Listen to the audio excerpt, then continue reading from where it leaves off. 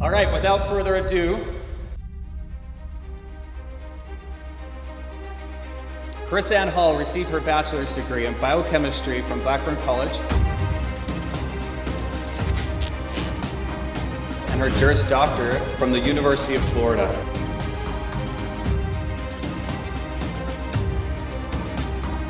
She served in the U.S. Army as a military intelligence cryptologic linguist. She was a prosecutor for the state of Florida for nearly a decade. Chris Ann also worked with a prominent national First Amendment law firm where she traveled the country defending Americans whose rights were violated by unlawful arrests and prosecutions. She has written 6 books on American history and the U.S. Constitution. Chris Ann is a regular consultant on numerous radio, podcasts, and television programs. Without further ado, Chris Ann Hall!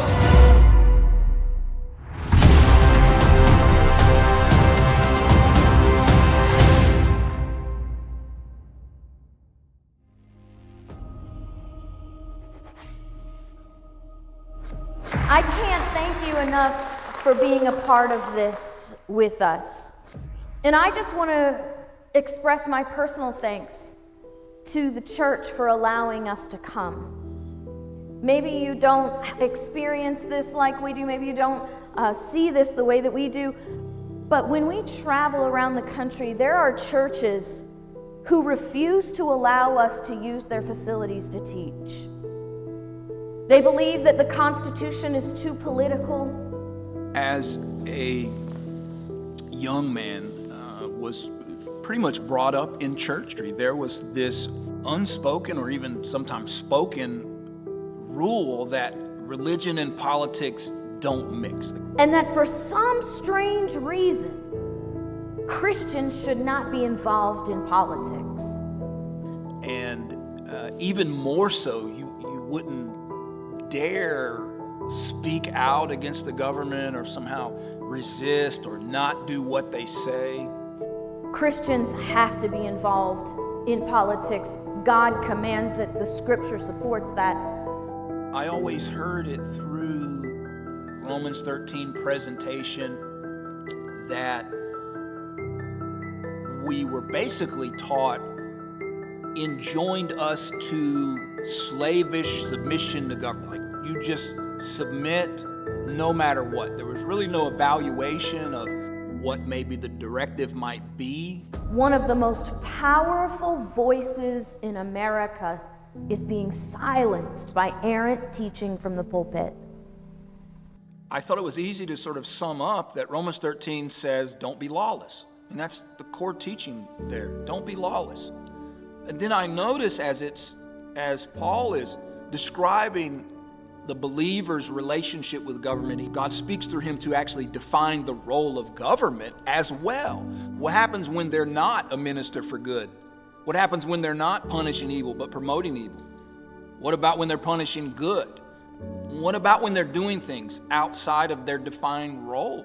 If I follow them, when they step outside of their role, doesn't that make me lawless when they're being lawless? And if Romans 13 says, I'm not to be lawless, then I violate that when I submit to lawless government.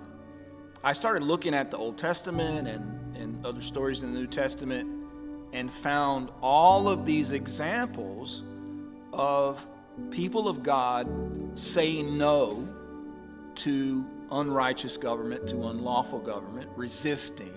Romans 13 does not teach a slavish submission to government, because if it did, then the Hebrew midwives in Exodus violated biblical principles. Daniel, by resisting government, violated principles. God himself recruiting Moses to resist the king, Pharaoh, we would have to have God violating the very principles that he allegedly laid down. So I don't believe the Bible entertains the notion of uninvolved people of God. There is no passive Christianity.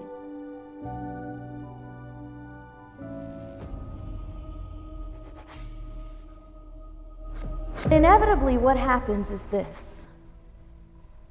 one person will stand up, and then everybody else will stand. Throughout history, the power of change rests in the actions of one person. Our entire independence movement began with a man named James Otis Jr., a man who stood up, who as a government employee quit his job because he could not participate in the government overreach violating the rights of the people. This is a recurring theme about the power of one person. It is astounding. Every period in history that involves monumental change, good or bad, has always begun with one person taking a stand. Every turn of event through history hinged upon a single person. For good or for bad, it always came down to a single individual. One man reaching out to others to educate, to inspire, to ignite them into action. If it had not been for James Otis Jr., one man standing up and saying, "No more.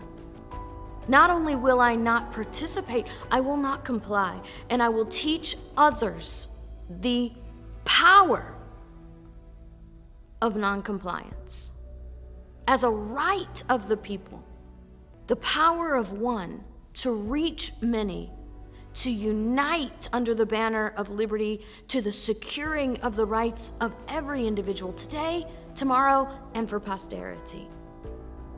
It is human nature to look for a leader. It is human nature to stay where you're comfortable. We can't wait for what is the group going to do when we get 100 people, when we get 1,000 people together, boy, then we can do something. But sometimes, through a course of events, through a long train of usurpations, we have to become uncomfortable. Change will not happen without movement. And when we've been sedentary, when we've been comfortable for a very long time, movement is uncomfortable. We have been training our generations in the wrong information about government. We have been training them to be submissive and compliant to authority. We have forgotten that we, the people, are the rulers over government, and we have allowed government to be the rulers over people. If we truly want that to change, we have to stop looking for leaders and start being them. I believe you're here today with us. You have sacrificed this period of your time today because you believe that America is worth fighting for.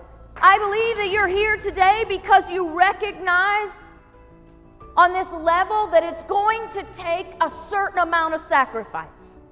Unanimously, the groups that I speak to all believe, all know that our governments are out of control. Right, left, liberal, conservative.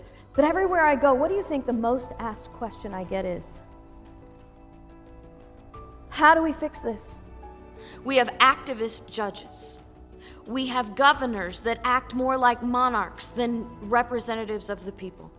We have sheriffs who blindly enforce law. We have county commissioners and city councilmen and state legislators that simply ignore the people and trample the rights of their constituents. We have a Congress that seems more concerned about politics and special interests than the liberties of the people. How do we fix this? If we had been teaching history properly for the last 100 years, if we had been teaching the Constitution properly for the last 100 years, we wouldn't have that question. We wouldn't be where we are today, mind you. But we wouldn't have that question because we'd know exactly what to do. I started reading the Constitution itself and what it means. And I thought to myself, we weren't taught this in law school. We don't teach this in grade school. We don't teach this in high school. We don't teach this in college. These are things that anybody can get on their cell phone. They can read this. They can know this. Why is this information being hidden from us? Why aren't we being taught? And I want to teach you, to equip you, so you can know the truth about limited government power. to inspire you, to ignite you, to be the leader your spirit is calling you to be.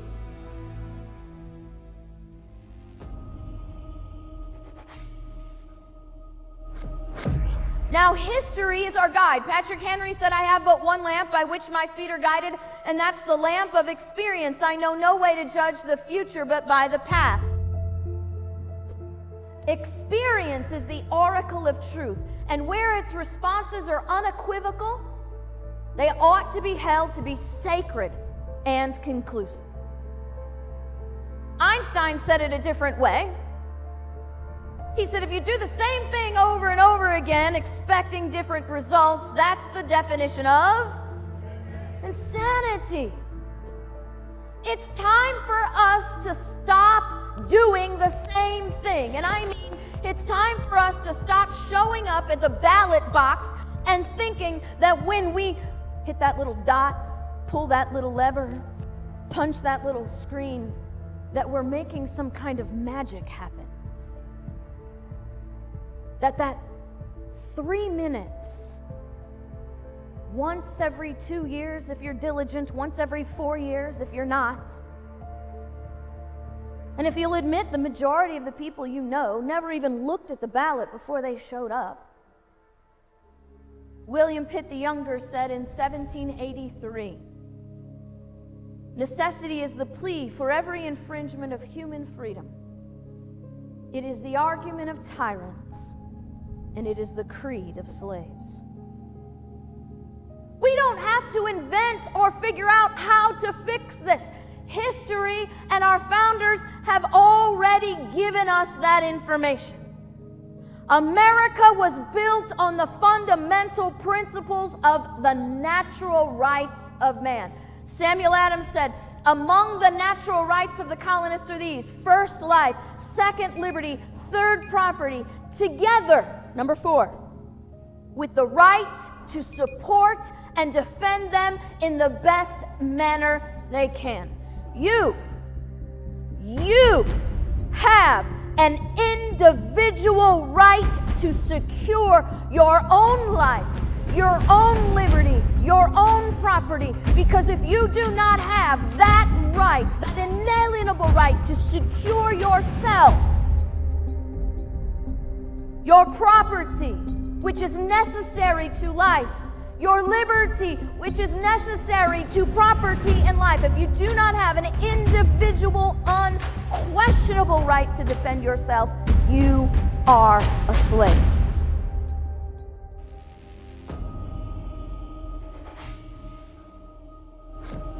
How many of you recognize nobody in the world has a duty to defend your life? Because nobody in the world has the same interest you do to defend your life. It is a personal interest and a duty in the first law of nature. In that we must understand there's a hierarchy involved. We live in a day where we've been taught an inverted hierarchy. The hierarchy is God created man. Man created society. Society created government. Each step further down the hierarchy, you have less power. But how many of you see today that our proper flow of authority and government has been inverted? How many people do you know that think government is the highest power? Which means, by the way, we are beneath government. Which means We are subjects to rulers, which means we didn't create them. They created us. I want us to think about these things because everything in history, everything in our foundational documents, everything that built America proves every single day that our governments, federal, state, and local, are operating outside their created authority and engaging in massive overreach to the destruction of our rights. History also proves that more oppression means that the people in their spirit wake up, because I believe we hold these truths to be self-evident, that all men are created equal and endowed by their Creator with certain inalienable rights. I believe that. I believe that every person created in the image of God has within them a spirit of liberty given to them by God that needs and yearns to live in liberty.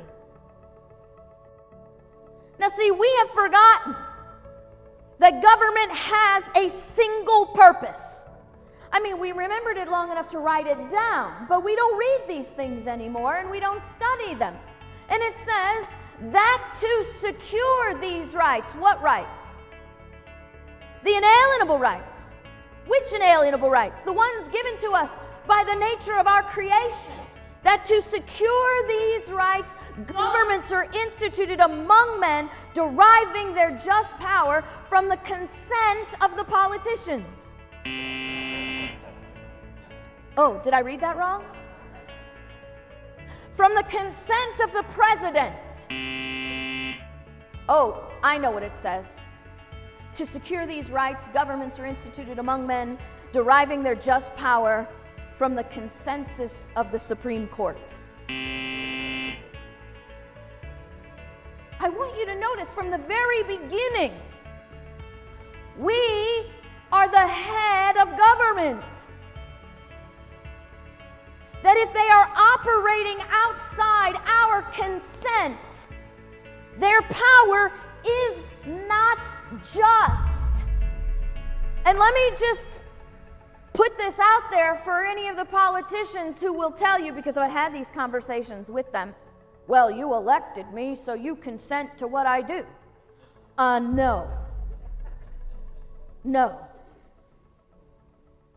Your election to office is not a blind consent for me to be obedient in anything that you can think of and pass by a majority of your body.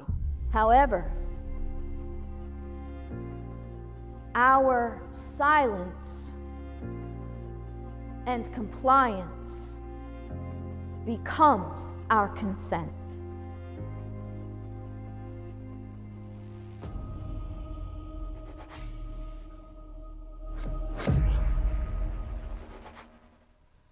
This is the last paragraph of the Declaration of Independence. I like to teach from this because it tells us what we created when we created our states.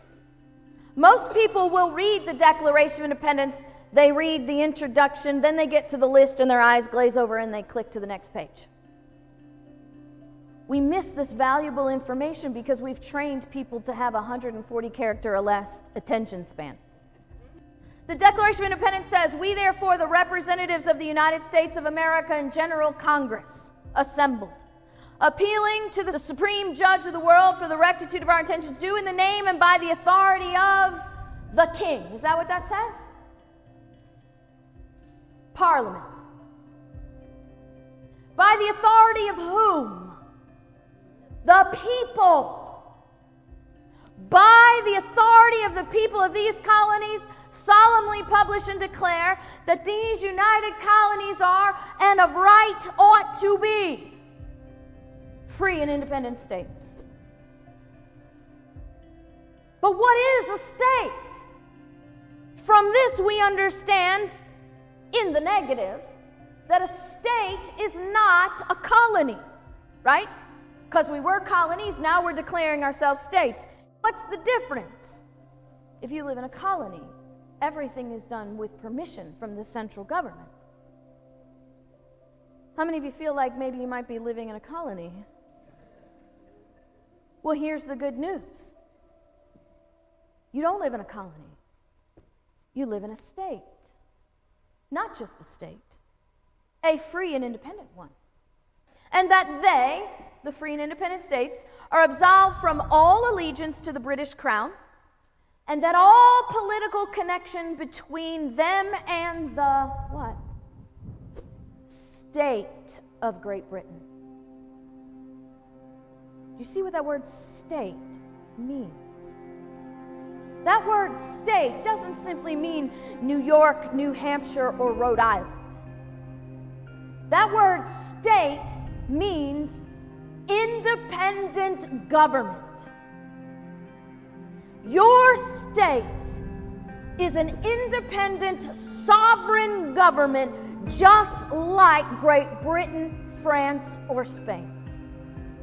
Somebody will say, well, but we joined the Union.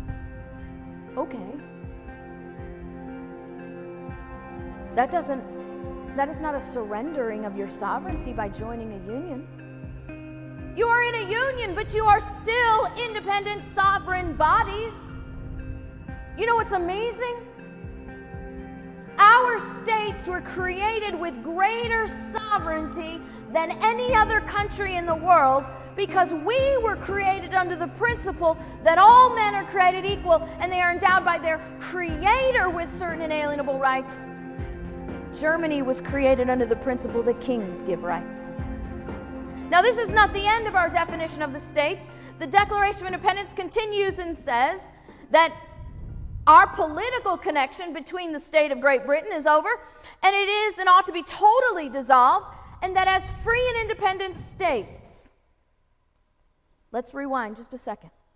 Who created the states? The people, right? By the authority of the people, the document says. To secure our rights is the singular purpose for the existence of any government. There is no other purpose in government than to secure our rights. Not our rights in the collective, our rights as an individual. Because you see, if we are focused on the rights of the collective, then there are no such thing as rights. They're privileges bestowed upon us by mob consent. And when mob consent can give something to us, what can they also do? Take it away.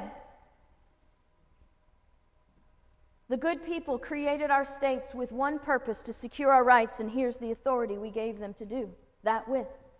Full power to levy war, conclude peace, contract alliances, establish commerce, and do all other acts and things which independent states like Great Britain, France, or Germany may of right do.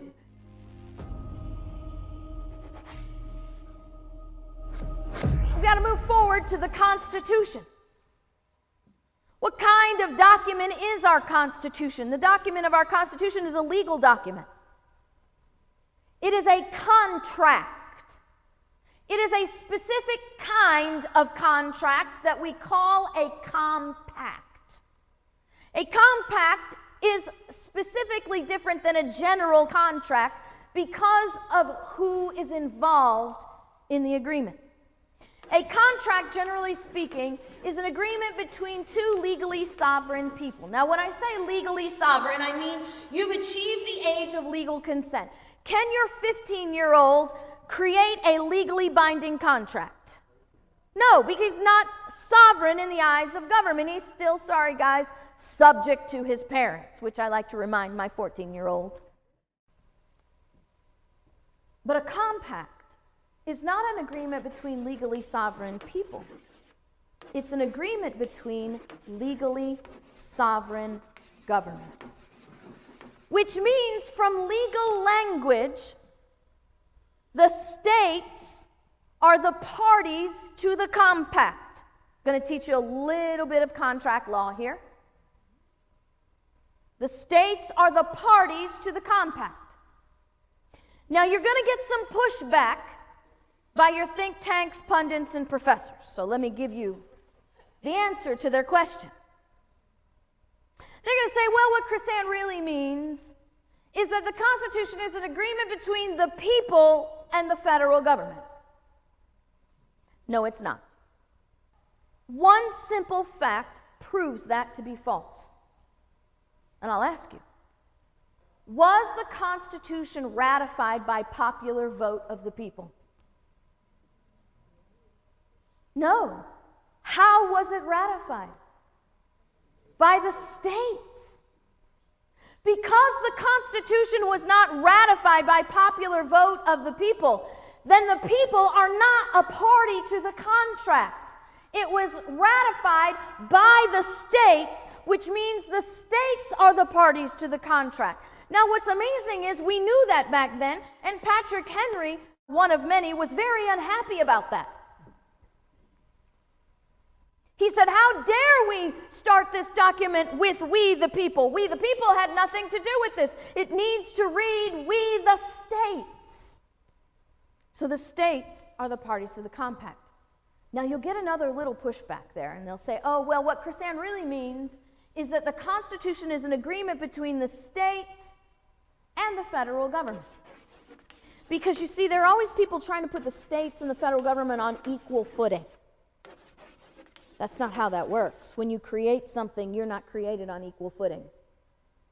The Creator is always superior to its creation.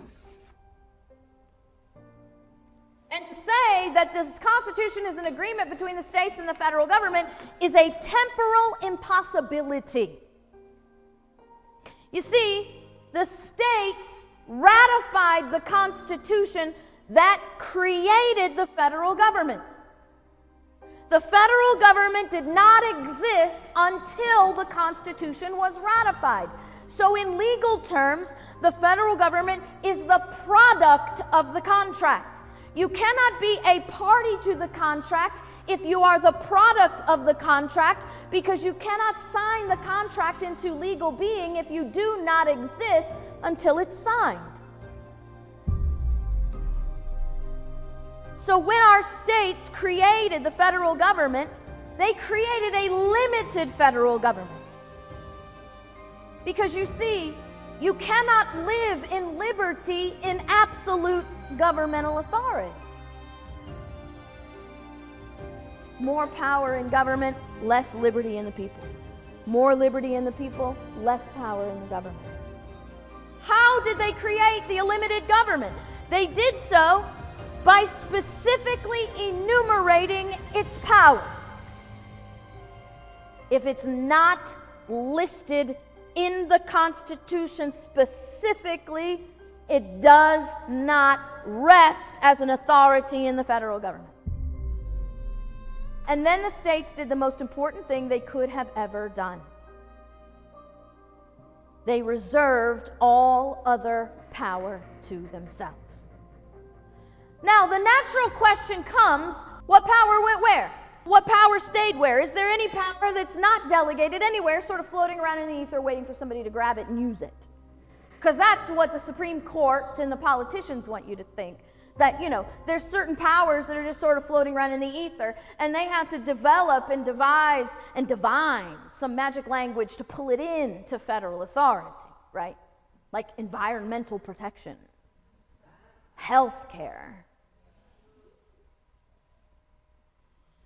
This is James Madison. James Madison is very important in understanding our Constitution for many reasons.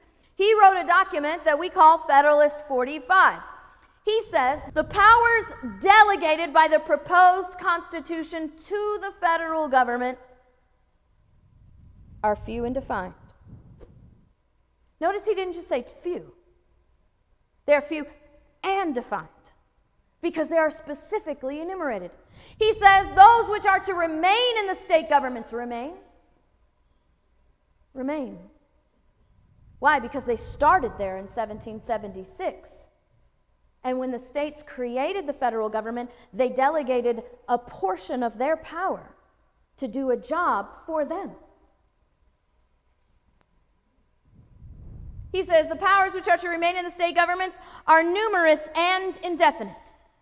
He says the former will be exercised principally on external objects, foreign affairs, war, peace, negotiation,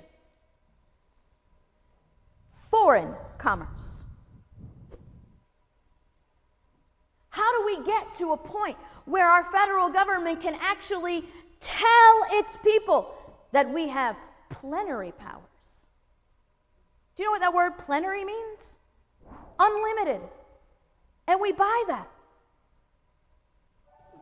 Because we don't teach what the word delegate means. That word delegate means a temporary trust of responsibility or authority by a higher power to a lower power. There are two very important aspects to delegation. One is that it's temporary. Two is that it's from a higher power to a lower power. We have just discovered and learned, not through my interpretation, but reading the documents themselves, that the states are the higher power and the federal government is the lower power. And the power that the states delegated to the federal government is temporary. Temporary because it's conditional. And what's the one single purpose for creating government? To secure our rights. That's the condition. The purpose of the power we've delegated to you is to secure our rights. When you fail to secure our rights, it's our authority to take that power back and do it ourselves.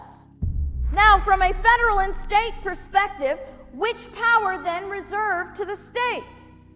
Madison says the powers reserved to the several states will extend to all the objects which in the ordinary course of affairs concerns the lives, the liberties, the properties of the people, the internal order, improvement, and prosperity of the state.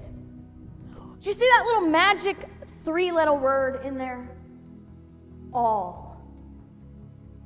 You see, if it's not delegated, it's reserved.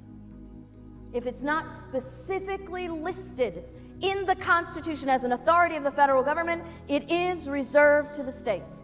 So what about the CDC, the EPA, the FDA, and the Bureau of Land Management? By the way, BLM is Bureau of Land Management in our context. What about the Department of Education, Health and Human Services, USDA, ATF? What about the FBI, the Department of Homeland Security, Department of Interior, Department of Ag, FAA, FCC, SEC, and any of these other things three letters you can string together? All of these powers are reserved to the states. How do we get a federal government that is actually exercising power that is not only not delegated, but reserved to the states? Because our states comply. Now, there are various reasons why they comply, most of it extortion.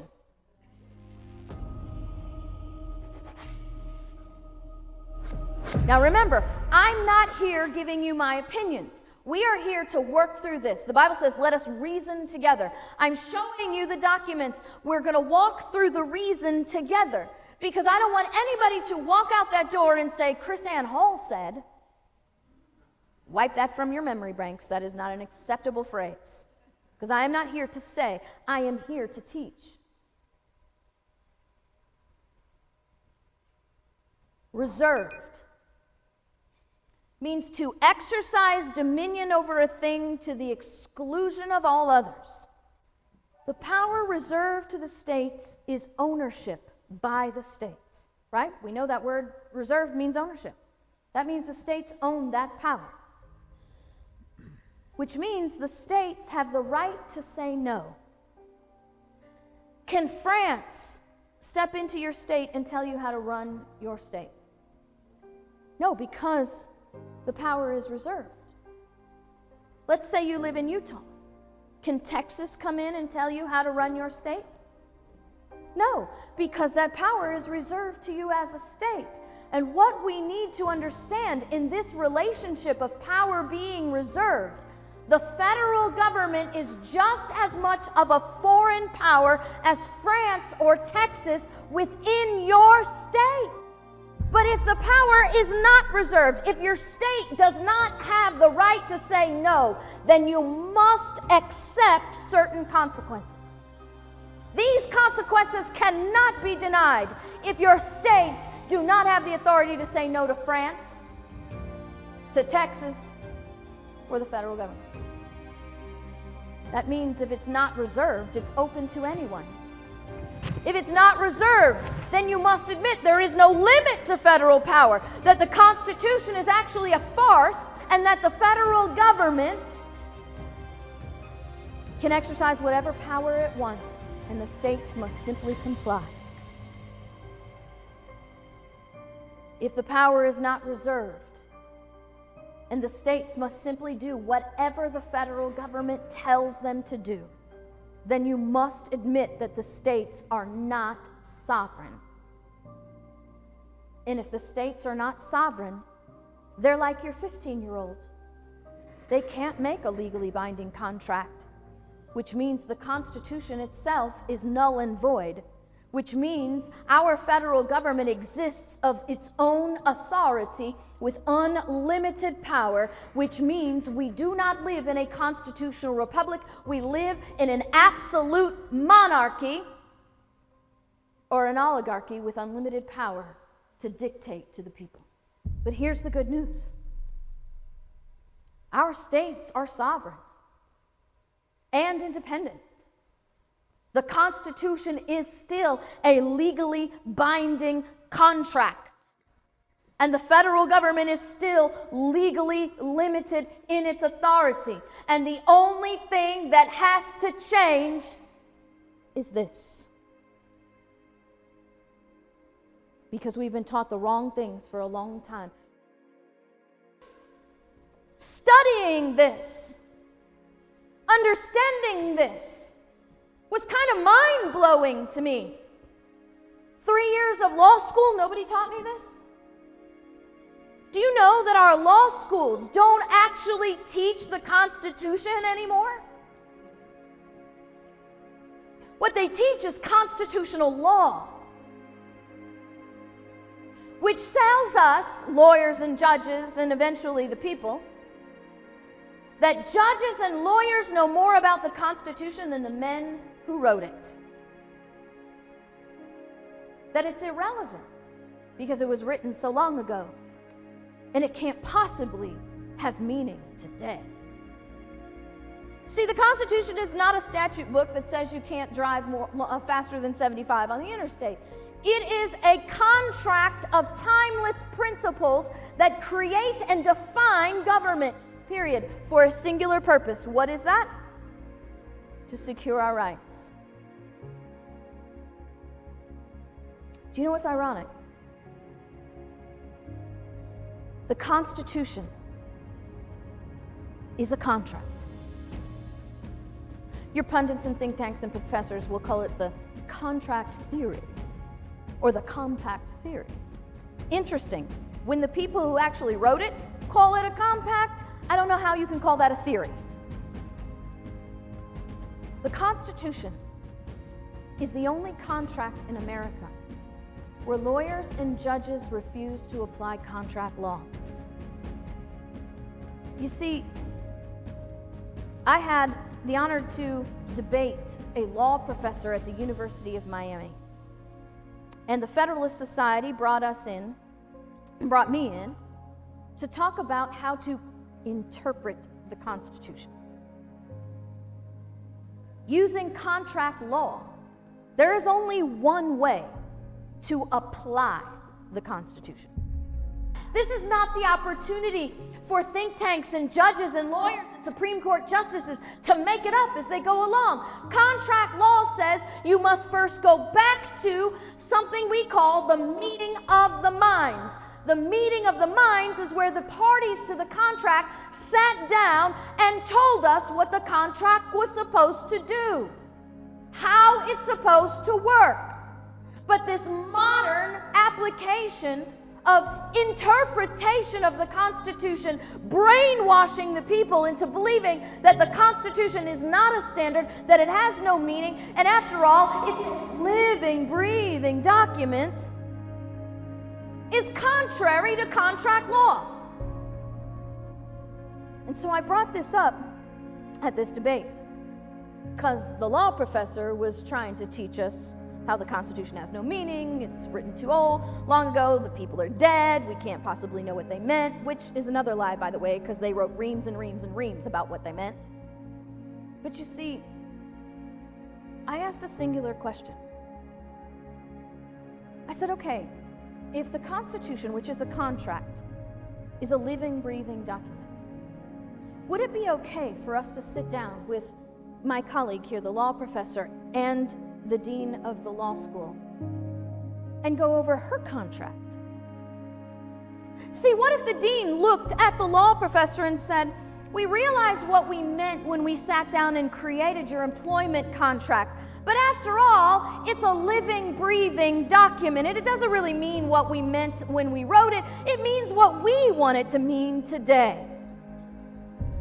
How do you think that law professor would like her employment contract to be viewed as a living, breathing document?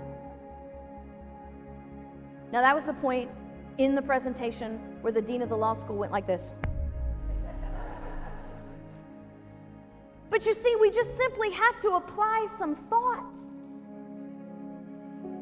and some information and education that we've been denied. This is how it works. The states are inferior to the people. They are their creator.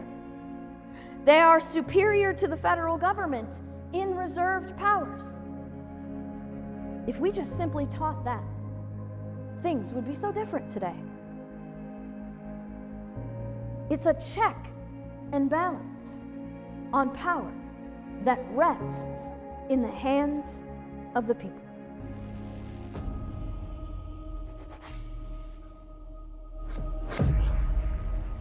How do you check that power? Now, let me remind you once again, we are talking about a separation of power between the state and the federal government, but we're not really talking about that, are we? We're talking about principles. The principle of proper governance. Now, I love analogies, so let me do it this way. We are going to pretend, in my analogy, that I have just stolen Ben's car. Okay? And while we're pretending, it's a Maserati. How's that? Okay. I've just stolen Ben's Maserati. Now, do I have the authority to drive Ben's Maserati? No. Do I have the authority to sell Ben's Maserati? If I sell Ben's Maserati, is it a legally binding sale? No, because the power over that Maserati was never legally delegated to me. That means I have no authority legally over that vehicle, and any act I conduct with that Maserati is null and void. Does Ben have to sue me to get his Maserati back? No. He simply has to take the title deed, which is the legal delegation of power over dominion of that property, to the local officials, your sheriff possibly, and then the sheriff has to return it to him as the legal owner.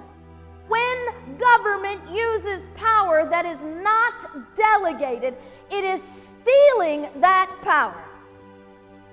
These are not just simply unconstitutional acts.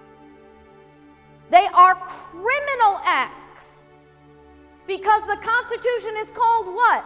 The supreme law of the land. When the federal government is exercising power not been delegated to it, it is violating the supreme law of the land. When you violate the law, what are you called? A criminal. Look, I understand that this is unsettling and this is uncomfortable. But you have to understand, it is the government breaking the law, not us.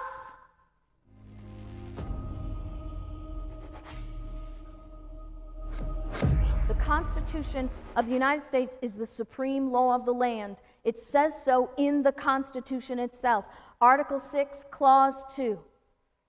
The Constitution is the supreme law of the land.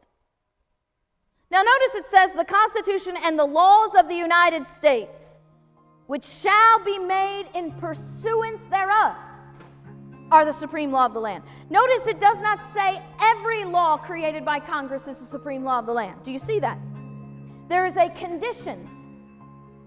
Because if it's not made according to the Constitution, then the Constitution cannot be the supreme law of the land.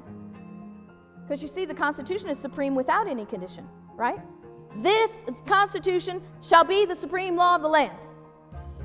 But the laws made by Congress are only the supreme law of the land when they are made consistent with the Constitution. Now think about this. If a law can be made that's inconsistent to the Constitution, how can the Constitution be a supreme law? It can't. You create a paradox, a contradiction. The laws of the United States, which are made in pursuance thereof, shall be the supreme law of the land, and the judges in every state shall be bound thereby. Now what happens if we grammatically insert some negatives there? Laws of the United States, which are not made in pursuance to the Constitution, are not the supreme law of the land, which means the judges in every state shall not be bound thereby. What this constitutional document is telling us is that laws created by Congress, executive orders created by a president, opinions created by the Supreme Court that are not made consistent with the Constitution are not binding on the states.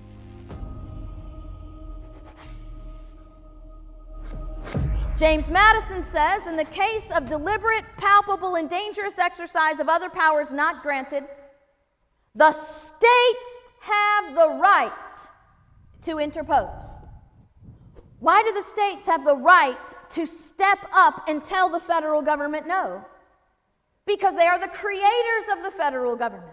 They are the creators of the Constitution. They know what they created. They know when the federal government is operating outside of its creation. But notice he says they not only have a right, but they are duty bound. How many of you will admit that a duty is greater than a right? A right is something you passively have, but a duty implies obligation to act, doesn't it? Why are we duty bound? Because the states created the federal government and we created the states. And the only reason government exists is to what? Secure the rights of the people. And when the federal government is operating outside of its constitutional boundaries, your rights are not secure. So how do we interpose? See, that word interpose means to eclipse. And it's the state's authority, the state's right, and their duty to step up and say to the federal government, no, you cannot exercise that power in our state because it is not a power that we delegated to you. We must stand and say no to protect the rights of the people, because that's the only reason that we exist. How do you interpose? The several states who formed the Constitution, see, I'm not making this up, being what? Sovereign and independent, have the unquestionable right to judge of infractions against the Constitution. Why? Because they created the Constitution. And that a nullification by those, what? Sovereignties of all unauthorized acts is the rightful remedy. What is Jefferson saying? The power of the state to check and balance unauthorized authority exercised by the government rests in our power to say no. And if we don't have the authority to say no, then we are not free. Remember, if they're made in pursuance to the Constitution, then they are the supreme law of the land. But if they are not, then we say no. Alexander Hamilton says this: there is no position which depends on clearer principles than that every act of a, what is that? Delegated authority, contrary to the tenor of the commission under which it's exercised, which is a long way of saying original intent. If you're not applying the Constitution the way we intended it, then your acts are null and void. You see, that's why original intent is the only legal, lawful way to actually apply the Constitution, because it's a contract, and that's what they told us. Look at what he says. No legislative act, therefore, contrary to the Constitution, can be valid. Say no. We're expecting the states to say no. Why? Because the states are separate and independent sovereigns. And sometimes they have to act like it. I'm sorry, I disagree. All the time you need to act like it. Your state governments are supposed to be the greatest opponent to the federal government, not their best friends, co-workers, and on the same payroll.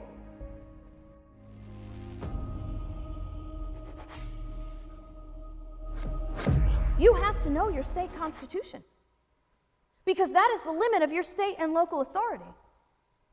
And your state constitutions are amazing. They actually do more to enumerate the security of your rights than the federal Constitution does. Our state constitutions actually have specific language about the security of your inalienable rights that is not in the U.S. Bill of Rights.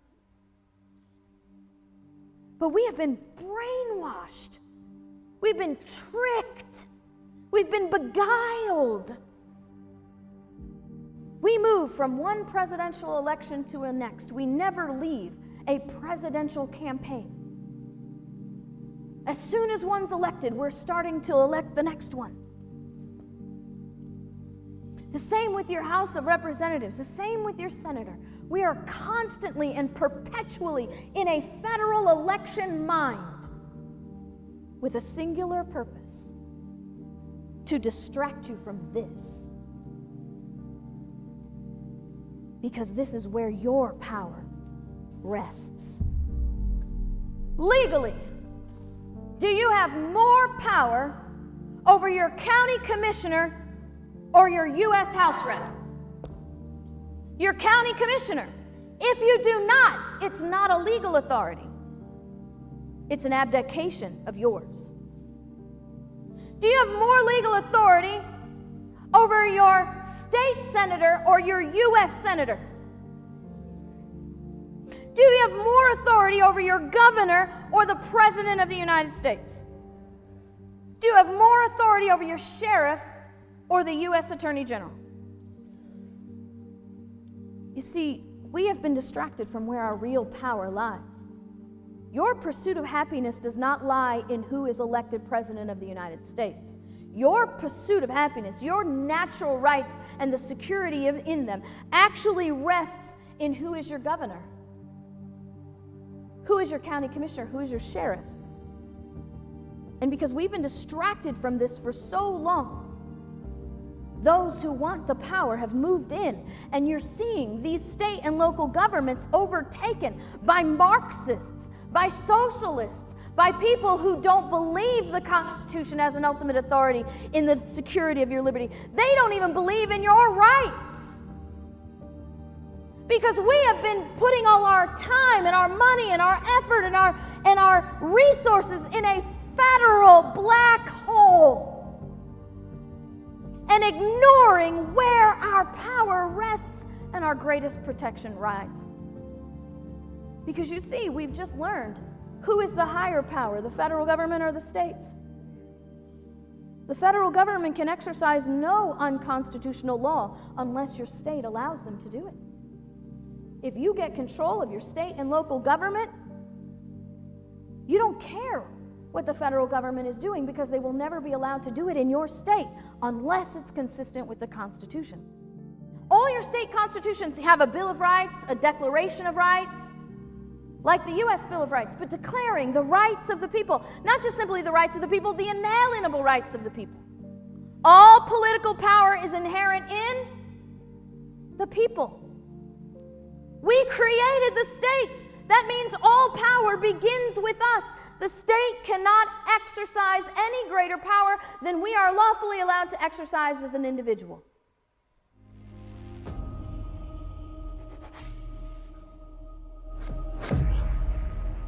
what obligation do you have to submit yourself to an authority asserted that has no legal authority? Just this one. Just the one that you rationalize in your mind. The only reason we submit to unlawful authority is, number one, we've been trained to. Number two, we're too comfortable to do anything else. Or number three, we're afraid. But we need to understand the authority that we possess as the ultimate check and balance rests in peaceful non-compliance of unconstitutional acts. Null and void. We shall not comply. We must know that. We must believe that. We must enforce that. Samuel Adams said, it's a serious consideration that should weigh heavy upon our hearts, that ages and millions yet unborn will be the miserable sharers of our experience. When we comply with unlawful authority, we give that unlawful authority. We give it power, not just over ourselves, but over future generations. We create a mental precedent that says, well, we've been doing that way forever, so it must be okay. Which means our children will grow up believing that this stolen authority is actual lawful authority. Remember, I stole Ben's Maserati, right? Let's pretend that I knew when Ben and his wife were going on vacation. And I knew that they were going to the Bahamas for 3 weeks. The day they jumped on the plane, I stole his Maserati. I drove around for 3 weeks. Right? Everybody who saw me driving Ben's car assumed I had a legal authority to do so. Right? But I stole it. Do I have a legal authority? So Ben and his wife come back from vacation, all tan and relaxed and happy. And they notice the car is gone. And I've been driving it for 3 weeks. Does Ben have to say, oh, well, it's been 3 weeks. I guess they own it now? No. What does Ben have the right to do? He has the right to take it back. You see, in law, we have these two things: assumed authority and legal authority. Assumed authority never becomes a legal authority without a transfer legally of authority. His absence, his negligence never transferred authority to me over that vehicle, which means he retains the right to say no. Does he have to sue me to get his car back if I've been driving it for 3 weeks? No. Ben having to sue me to get his car back because I've been driving it for 3 weeks is not only unnecessary, it's ridiculous, and it is dangerous. Now, we've been allowing government to assume authority over our lives for a very long time. Do we have to sue them to get it back? No. Suing the federal government to get out what legally belongs to us is not only unnecessary, it's ridiculous and dangerous. Why? Because suing the government to get back what already belongs to you is like Ben suing me to get his car back, showing up in court and finding out that the judge and the jury are all my family members. Right? So if the state is suing the federal government, where is the state suing the federal government? In federal courts. with judges that are appointed by the federal government. When the states sue the federal government to get their power back in federal court, what they're admitting is the federal government is the ultimate authority on its own limit of power. And when we sue the states to get our power back, what we are saying is our state constitutions are null and void, that they have no authority, and we're begging for what already belongs to us by creative right. That's why we must say we will not comply. Peaceful noncompliance is the most powerful tool. Peaceful noncompliance is the people enforcing the supreme law of the land when the government is acting unlawfully.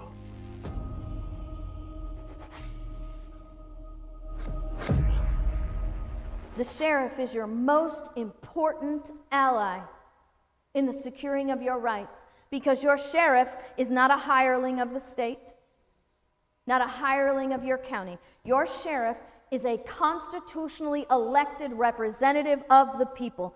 It is his duty by oath to secure your rights. It is not his duty to blindly enforce the law. If there is one office that you can take back control of to secure your rights, it's this one. Because your sheriff is the highest authority in your county.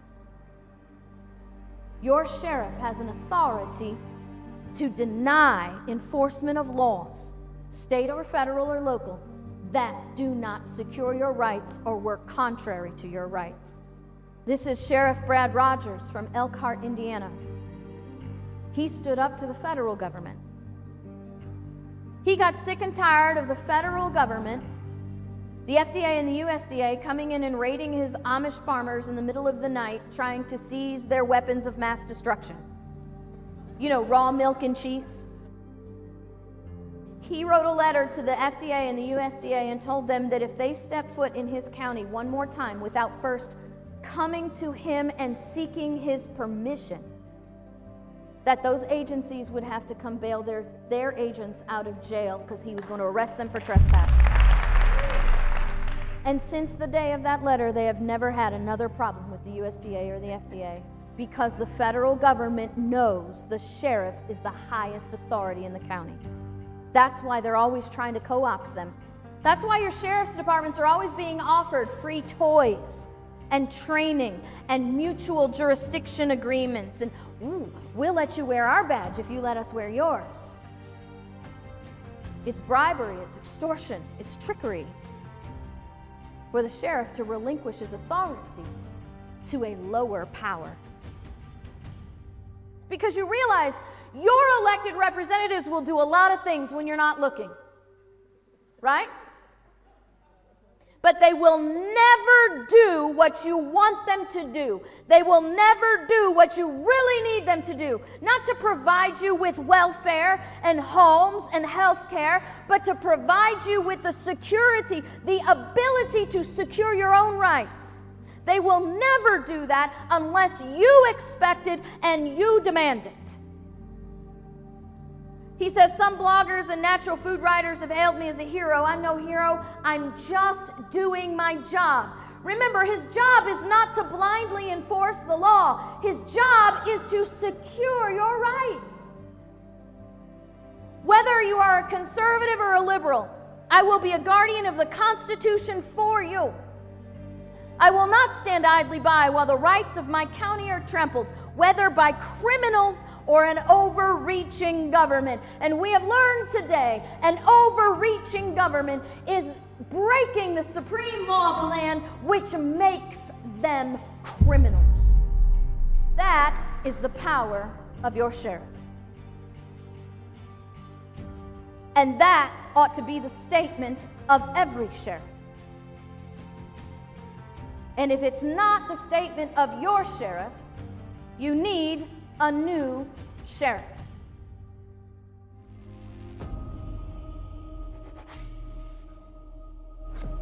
If you don't have representatives who understand it's their duty to secure your rights and not violate them, then it's your authority to take that power back and defend your own lives, liberties, and properties.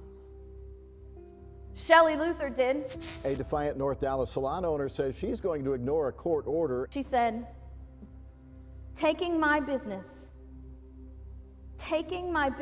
without due process and just compensation is a violation of our Constitution. The Dallas salon owner who opened up her business Friday despite state and Dallas County shelter-in-place orders saying she couldn't. I just know that I have rights.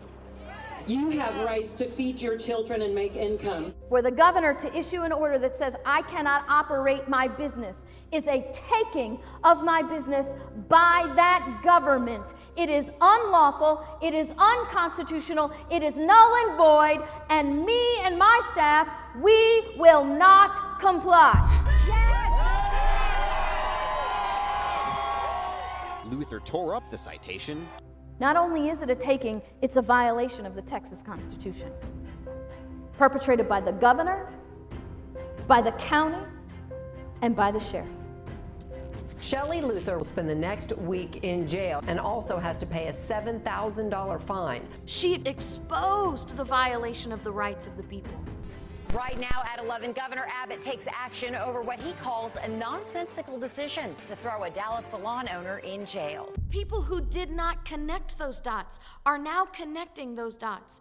And now you have a whole movement contacting the local government, contacting the governor. This has to stop. These are our rights. The whole community came together and created a fund to pay her legal fees. They came together to keep her open because she stood. Ian Smith and Frank Trombetti. New Jersey business owners said, I'm sorry, but you don't own this. The State Board of Health has shut down the Attilas Gym of Belmar, but the owners disobeyed the order in dramatic fashion, kicking open its locked doors, as you see right there. This is our property, and our Constitution secures our right to secure and defend our property. The owners of Attilas Gym in Belmar, New Jersey have had their license revoked for repeatedly defying orders to remain closed. You cannot take this property without just compensation and without due process. And your taking of our property is not only unlawful, it is arbitrary and capricious because the guy next door who owns the Walmart, who owns the Costco, gets to have unlimited number of people in his business, but you're telling us we can't open it all. So we're taking back that power and we're keeping our business open. This morning, they were arrested. Why? For defying the state's mandatory shutdown orders. Here's an unconstitutional government arresting them. And here are they out of jail, kicking down the barriers and opening their business back up again. The power of 4 words: we will not comply. If you had been told that in 2020, a pastor would be arrested in America for having church, arrested by a sheriff for having church. This pastor stood in the pulpit and said, government doesn't own my church, it's under the head of Christ, and government cannot shut down my church. And this sheriff arrested him for it. This is Florida, by the way. I was a prosecutor in the state of Florida for nearly a decade. The law, pretended law, issued by the county, mind you, contrary to the Constitution of the state of Florida, on at least 4 counts, is a second-degree misdemeanor, punishable by $500 in fines or 60 days in the county jail. Now, a Florida pastor is under arrest after refusing to stop holding large services. TJ Holmes has. In my experience as a prosecutor in the state of Florida, I have never seen a sheriff dispatch helicopters, dispatch out-of-county deputies, and hold a press conference to announce the arrest of someone accused of violating a second-degree misdemeanor. And yet this sheriff did all of that because it's political. It's not about your rights. It's not about your health. It's about politics. And this pastor said, I am not the subject of government. Government is the subject of me. And if you are violating the rights that have come to me by God, then you have null and voided your authority. Now you might be looking at me and say, but Chris-Ann, all these people went to jail. How is this to encourage us?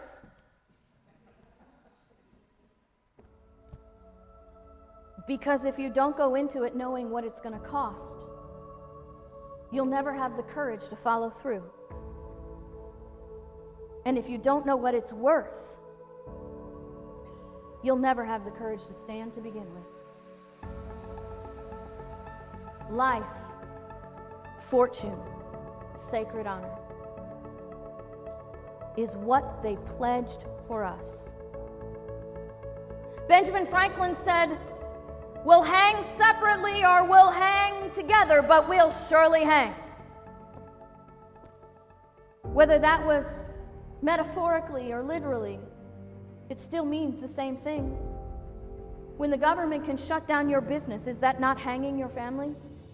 When the government can impose unconstitutional restrictions that violate the very core of your natural rights, is not that a metaphorical hanging of your rights?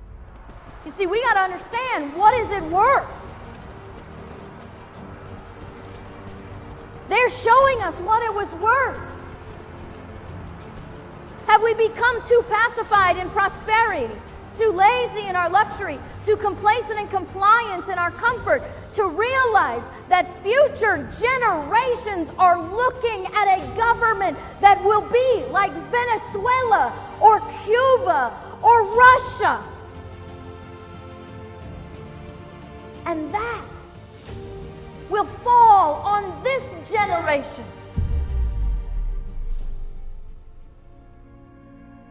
You see, it costs to have liberty, but it costs to maintain it. Can you imagine how different our civil rights movement would be today if we even had sheriffs back then that understood their duty?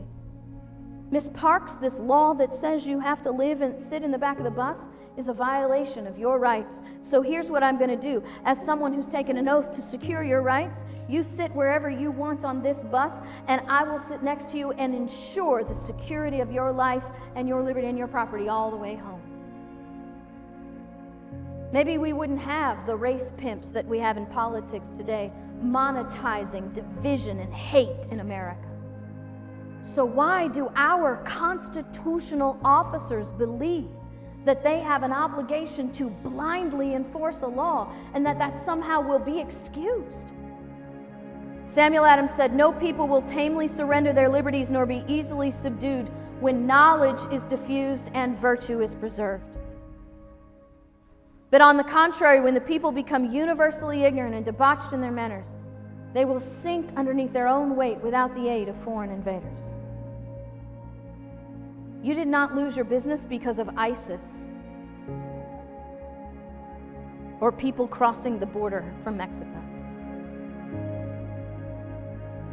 America's economy, property ownership, and liberty are in jeopardy because we are complying with unlawful authority.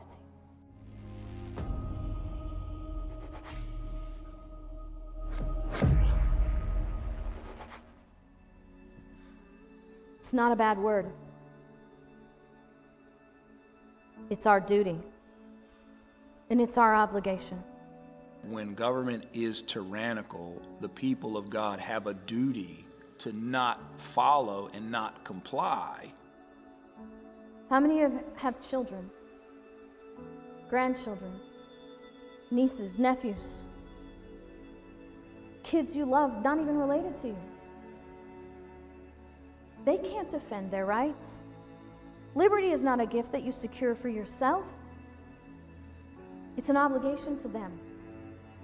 And the greatest power that we have is the power of peaceful non-compliance. How many of you know people who say, "Oh, it's too late, we're done"?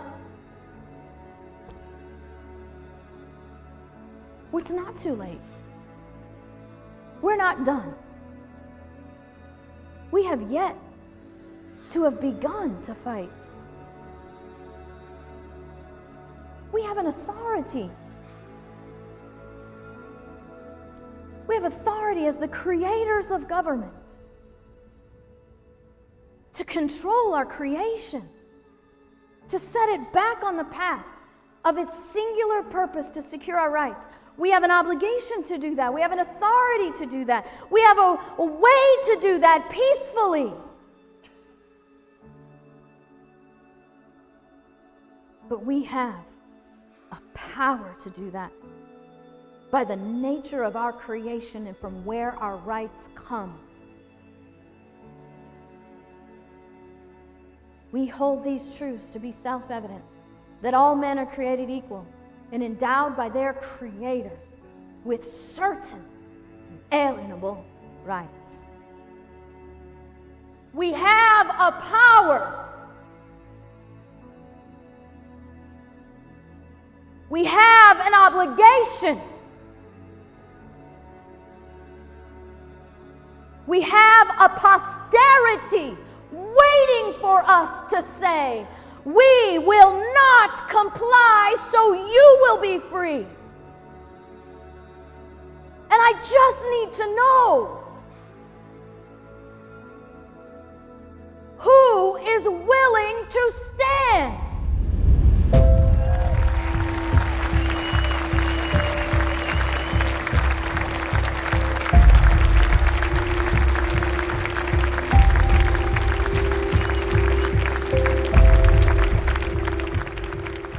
You see, when one stands, they're no longer alone.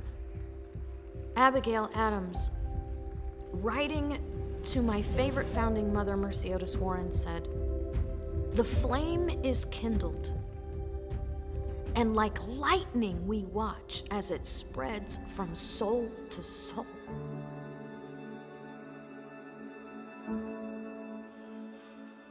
We have an undisciplined government for decades, and they don't like it that we're now waking up.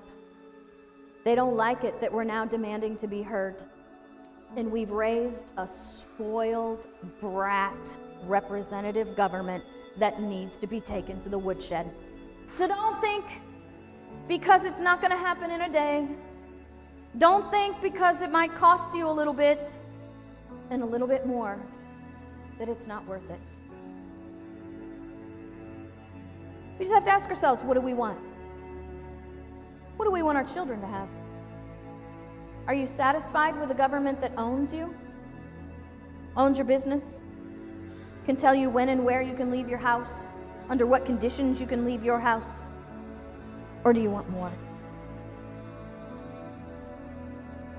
Because we have a chance to fight when our victory is sure. We have a chance to fight without bloodshed. But every time we comply, we establish a future where our children will not have that option. If you want to sustain the fight for liberty, this can't be what you do. It has to be who you are. Do you feel empowered by the truth that you've learned? Do you see now the duty that rests in every individual, not to secure the rights for yourself, but for future generations? Our founder said time and time again, we are doing this for ages and millions yet unborn. The end of the Declaration of Independence says we're pledging our lives, our fortune, and our sacred honor, not for themselves, but actually for us.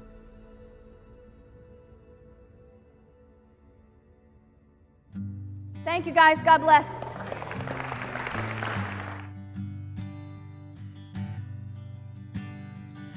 Why do we sit down when all should be standing? And why do we back down at the critical moment, like running away from the waves of the ocean? We head for the hills with the high tide approaching, as sand slips away from the castle.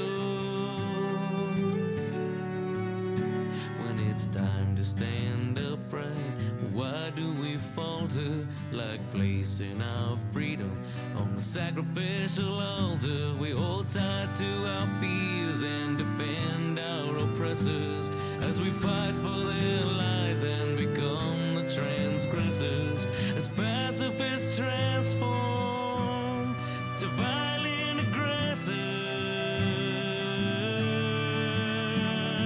But I'm only a stranger here.